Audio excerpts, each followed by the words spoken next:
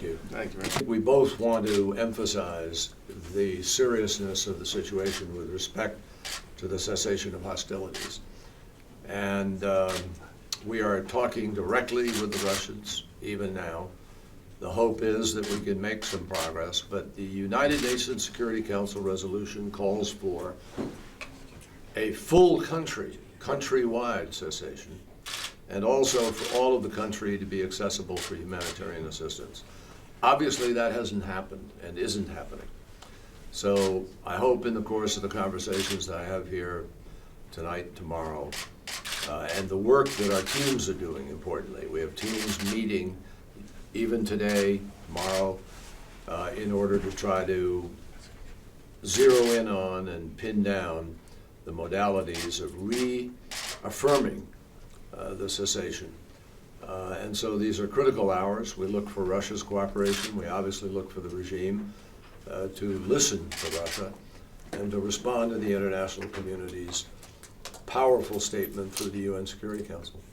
The situation on the ground in Syria is quite alarming, especially in Aleppo.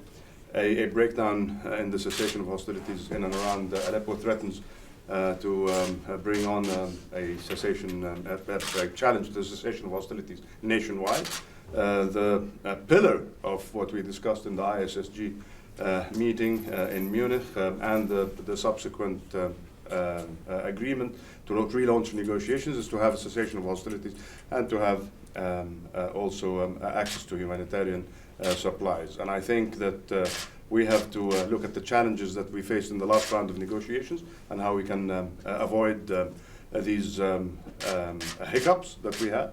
And we have to address the situation on the ground today in asserting, as the Secretary said, a nationwide cessation of hostilities that will lead to a better and more conducive environment for the political track. It's an entire package here: the cessation of hostilities, the resumption of negotiations, and the humanitarian access. I mean, I think all three of them are being challenged as we speak, and I think we have to address that today. We have other issues to discuss in terms of developments in the region, the absence of a negotiating track between the Palestinians and Israelis, an ongoing challenge and one that continues to threaten stability, not just in the region, but beyond that, as well as other region developments. I look forward to a healthy discussion. Thank you. Thank you.